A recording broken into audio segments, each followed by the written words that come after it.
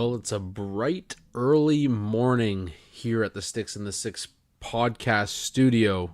And we're back with a quick shifts episode. It's been a while since we did a quick shifts episode. But we're getting into that off season. We're getting into that slow time of the summer. Signings are a little bit few and far between. Trades we could see more as the off season continues here. But obviously, we didn't have a regular episode this week. Peter and I, life gets in the way. We've talked about it in the past. And I had actually a listener reach out to me and ask how the episode went this week. And I mentioned, we didn't have an episode, and they responded with, "Whoa, well, let me know if I missed one." So I decided I had put some notes together for this episode, this quick shifts episode. Like I said, I haven't done one, God, it's been a few months anyways. And I figured, we'll have a full episode tomorrow, Peter and myself. But what better way to kind of intro that than to have a quick shifts episode, albeit at almost 3 o'clock in the morning. But I'm still awake. I'm still ready to talk some hockey. Why not? It's the middle of July, and hockey never sleeps. The hockey world never sleeps. So that all that considered, here we are with episode 6 of our quick shifts spin-off, where it's just myself, Andrew Forbes, the host and producer of the Sticks and the Six podcast, jumping on the THPN network and talking a little puck, talking a little Leafs. One rather major trade outside of Leafs land that we can get into a little bit here at the tail end of the episode. But before we get into that, I hope we have a few people tune in tonight. If you do, pop into the comment section. Make sure you say hello.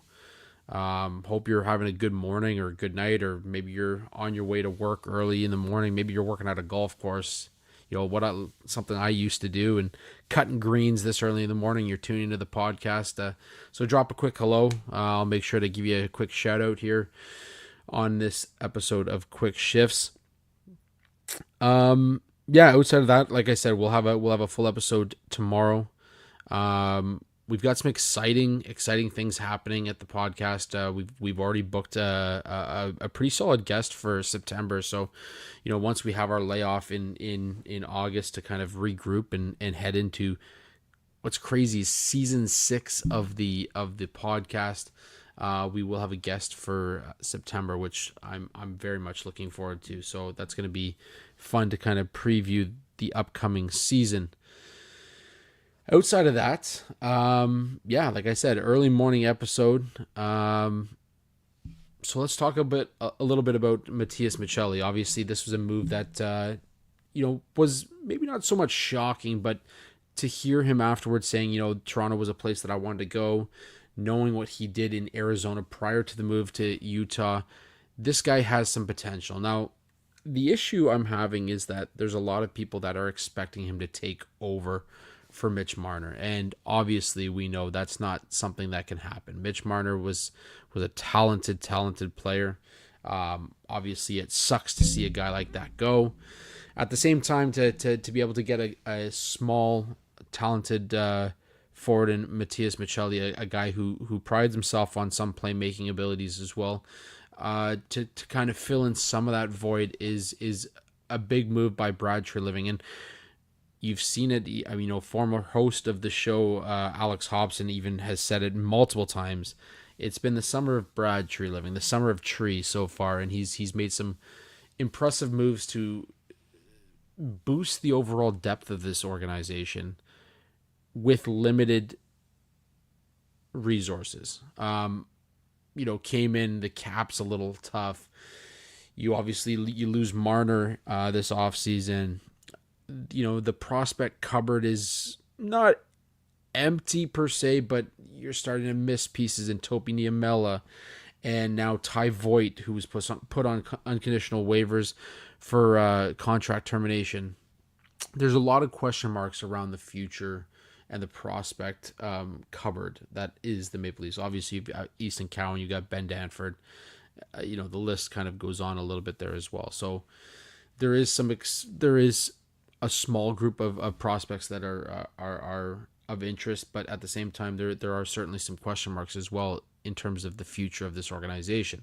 So to bring in a guy like Matias Maccelli, you know, who had success in Arizona and was able to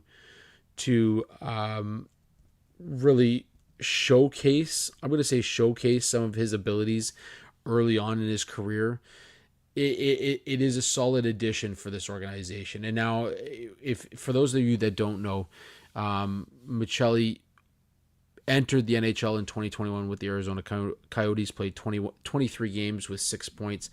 His second season went on to play 64 games with 11 goals, 49 points, and then had a career year in in the Coyotes' final year in Arizona in 23-24 with 17 goals, 57 points in 82 games. Drafted in 2019 in the fourth round.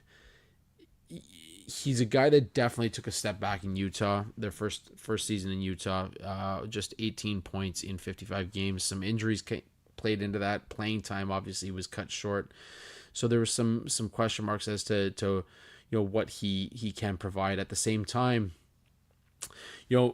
for a guy like Maccelli, he has to consider this as an opportunity. And really, given the proclamation that he could see time on the top line with Matthews and Matthew Nyes, this could be a coming out party for Matias Maccelli. This could be an opportunity for him to have a career year.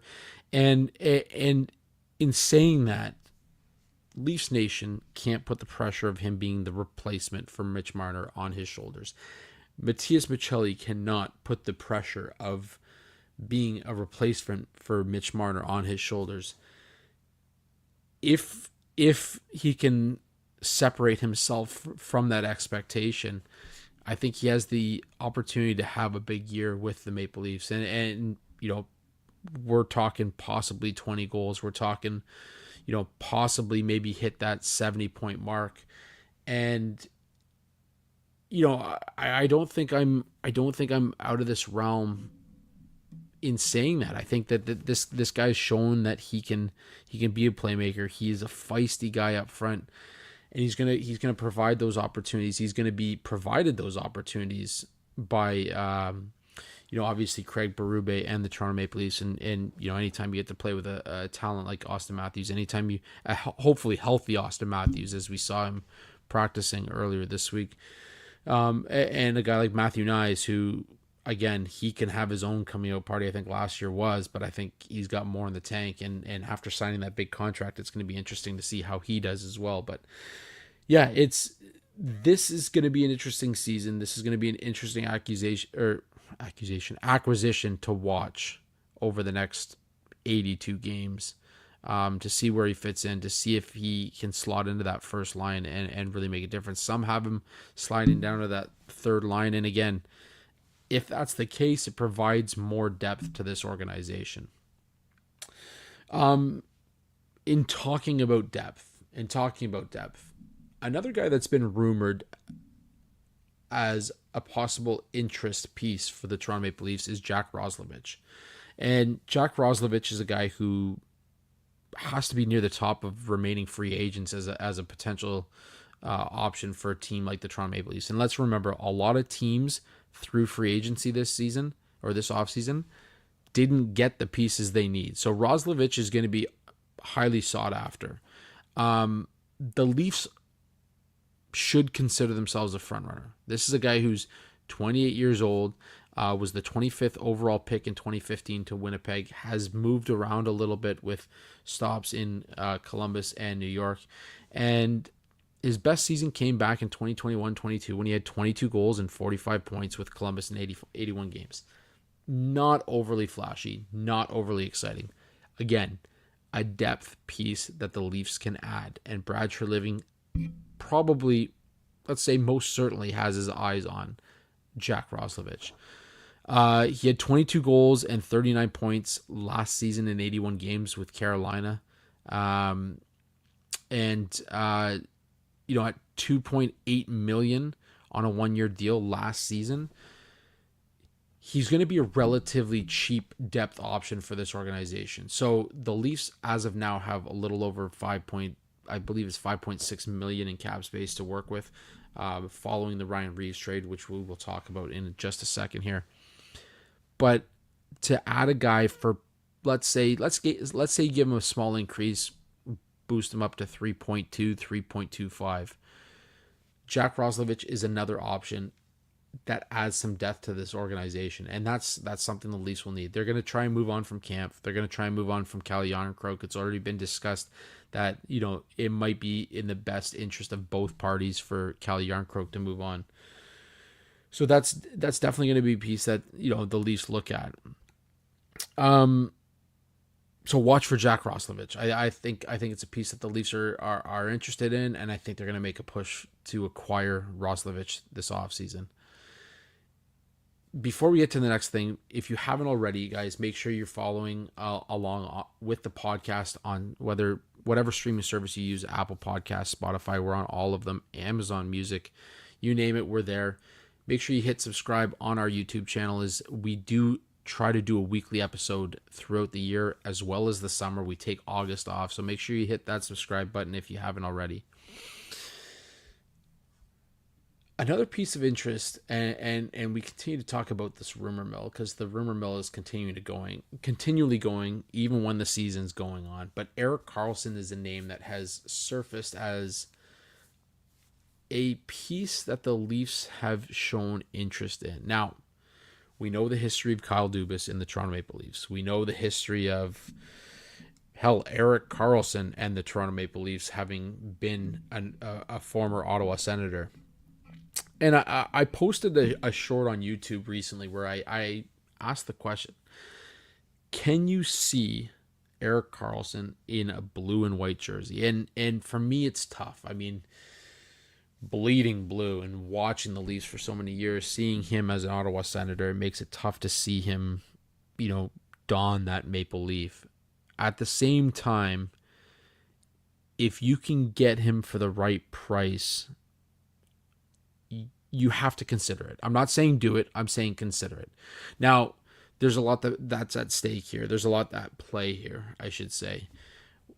The first being, where does he fit with the Maple Leafs? Right now, you have Morgan Rielly, you have Jake McCabe, you have Chris Tanev.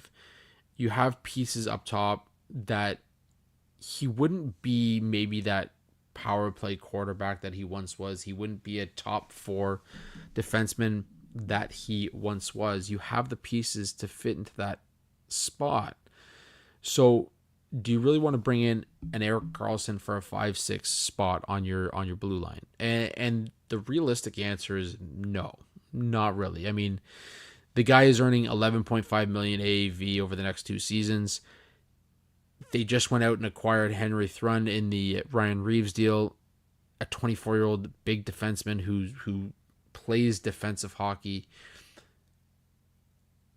Erik Karlsson doesn't necessarily make sense for this organization. That said, the Leafs have been linked to Erik Karlsson and the Pittsburgh Penguins essentially for the last 2 weeks as one of the potential front runners for the, should we call him a future Hall of Famer? Maybe. And I'm not sure I'm comfortable with those rumors. I'm not sure I'm comfortable with the move. I'm not sure I'm comfortable, even if Pittsburgh finds a way to eat half of that 11.5 million over the next 2 seasons. I'm not sure where exactly he slots in. So, I mean, if you're listening to it right now live, I know we have some viewers tuning in here, but if you are listening live, what are your thoughts on Erik Karlsson as a potential Toronto Maple Leaf? Where does he slot in? Is it really realistic to imagine the Leafs going out and acquiring Erik Karlsson at that price tag over the next 2 seasons? I don't see it. I don't think it's a realistic move for Brad Treliving. I don't think it's a realistic move for the Leafs. I don't think he has a spot on that blue line unless you're planning on moving on from Morgan Rielly. And I know that's been a conversation as well. But yeah, tell me what you think. Do you think Erik Karlsson fits into a potential playoff run for the Toronto Maple Leafs if and when that time comes. Last note on the Leafs is obviously Ryan Reaves. The Ryan Reaves trade wasn't necessarily a shock. I think everybody knew that the Leafs were going to move on from Ryan Reaves. I think everybody knew that Ryan Reaves kind of wanted to move on from the Toronto Maple Leafs. His past season there was not exactly what he wanted in his quest for 1,000 NHL games. And understandably, he wants to play. He wants to be in the games. He wants to protect his teammates.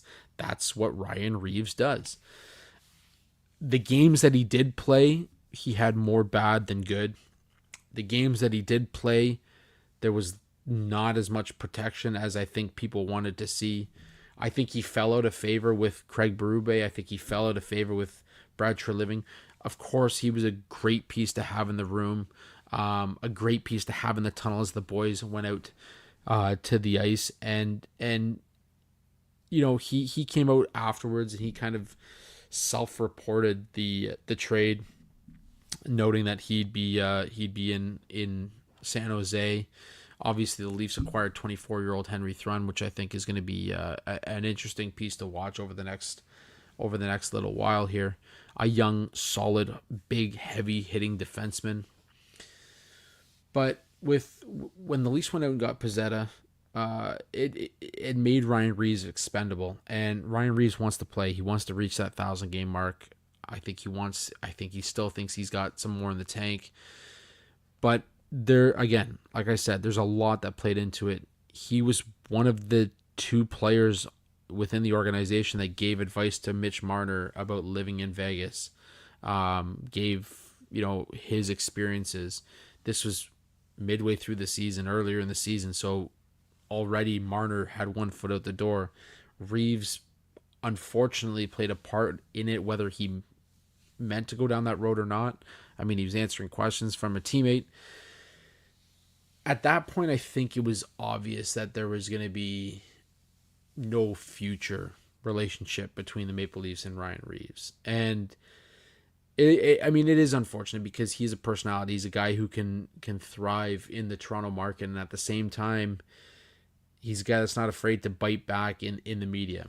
At the same time, he seems a little bit resentful towards Leafs management for how things played out this past season. He feels like, he had one bad game and he was pulled out, and then he missed 4 to 5 games, and then he was put back in, had a good game, but immediately pulled out again. There's resentment there, and that's okay. I as a fan want a player that's going to be in the lineup, that wants to be there, that wants to get involved, that wants to protect his teammates. At the same time, Reaves wasn't getting younger. This team needed to find what pieces were going to make it work and push them over the edge come playoff time. Would Reaves in the lineup against Florida have helped the Leafs win that series? I have to say it's doubtful.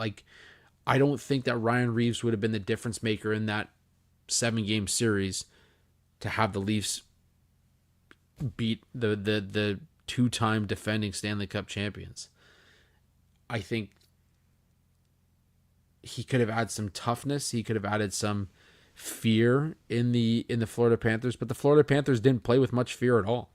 And when they got that heavy line in after game 2 of Gadjevich, AJ Greer, and I forget who the third one was, but to have those guys come in the lineup, that was game changing for the Florida Panthers, and we saw it in the way that the series turned.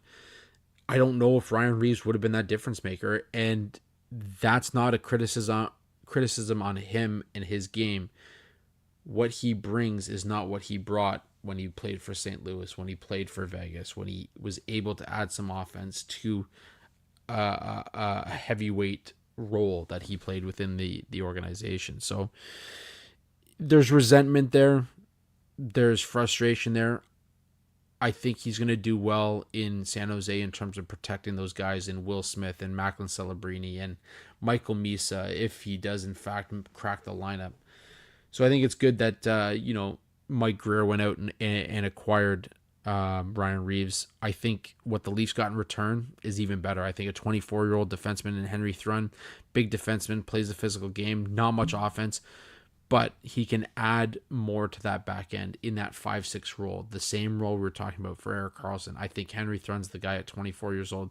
He has 12 points in 60 games for San Jose last season. So again, not offensively, not an offensive highlight reel, but still adds that physical flair on the back end. And I think that's something that the Leafs continue to strive for in the way that they've developed this team and built this team under Brad Treliving. The final thing I want to talk about before we close out this episode, and to those who have tuned in, I appreciate it. And I know, like I said, it's an early morning episode. Sometimes it's tough to listen to somebody just ramble on for 25 minutes at 3 o'clock in the morning, but you've sat through it, and I appreciate it. Artis Silvos trade, Silvos. It's an interesting move by the Vancouver Canucks, who have Lankinen. They have Thatcher Demko coming off injury. Again, the future is kind of still unclear with Demko on how well he's going to recover from the injuries that he's had. At the same time, they had a guy in Silvos who helped the AHL Abbotsford Canucks win the Calder Cup in 2024-25. He had a 16-7 record with a 201 goals against, 931 with 5 shutouts in the playoffs for the Canucks. In return, the Canucks received Chase Stillman in a 2027 4th-round pick, so not a super great return. And they move on from a goalie who showed promise, who showed opportunity, who allowed the Vancouver Canucks to get excited about what they had in the potential future of their goaltending. So it was an interesting move. Obviously, again, there was a lot of conversation that this offseason we were going to see more trades than we have in any recent offseason because most teams did not acquire what they wanted in free agency. Hence, the Penguins going out and grabbing Artis Silvos. So that was interesting. In saying that, I don't think that's the end of what we're going to see this offseason. I don't think that I truly believe there's more trades to happen. I truly believe that teams are looking at the cap space that they're going to have over the next several seasons, and they're going to still try and make moves to shore up the rosters that they want moving into the 25-26 season. Outside of that, like I mentioned, I was happy to jump on here for 25 minutes and just kind of talk about a little bit of a rundown of what's happened with the Leafs over the last week and a half. We will have a full episode tomorrow with Peter and myself, and we'll be talking more in depth about the Ryan Reaves trade and how we felt about that. Shout out my buddy Bubba. Bubba's the one who asked me about the episode this week, and had to mention to him that we hadn't run it yet. So that's why we're doing this. So thank you, BJ, for the question today. Got me motivated to jump on air tonight or this morning or whatever the hell you want to call it, and talk a little puck. But yeah. So anyways, we very excited for our full episode tomorrow with Peter. Catch up, see how he's doing, see how the last couple weeks has been for him. He's got a lot going on at the Hall of Fame as well. We have some great content coming out at the Hockey Writers as well, so that's going to be a lot of fun over the next little bit. We got early 2026 NHL draft content. Our rankings already. The 2025 draft just happened, and we're already ranking the 2026 players. Why the hell not? That's what we do here at the Hockey Writers. On top of that, as I mentioned, we have a very exciting guest hopefully coming on in September. I'd like to also say that we have a former guest coming on for their third appearance on the podcast as he gets ready for his new career path in the NCAA. So, little hint at that.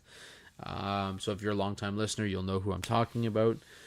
Otherwise, we'll be sure to get him on as well, and we can discuss some NCAA hockey and what it's like going from the O to NCAA. Otherwise, look forward to we got a couple weeks left of season 5 of Sticks in the Six, and then it's a month off, and we're back for season 6. It's good. It's been a crazy ride so far for all those who have tuned in and listened over that time. I appreciate you. I know Peter appreciates you. It's been a hell of a ride. It's been a hell of a ride. Anyways, that's it. 25 minutes. That's all you have to listen to me. 25 minutes, quick shifts episode. I love you guys for tuning in at 3 o'clock in the morning and listening to me spew about puck and spew about hockey and spew about the Leafs. And, anyways, if you haven't already, make sure you check out the episode's description. You can find a promo code for SeatGeek. So if you're looking to hit any, soccer games, baseball, you name it, we've got a special promo code for $20 off your first purchase at SeatGeek. Make sure you check out BioSteel as well. There's a promo code in the description as well for 20% off your order at BioSteel. If you haven't already, make sure you hit that subscribe button. And in the wee hours of the morning, I'll leave you with a little 25 from our friend Alex Hobson. Thanks again for tuning in so early in the morning. Until next time, until tomorrow, hopefully, that's it for this episode of Sticks in the Six Quick Shifts.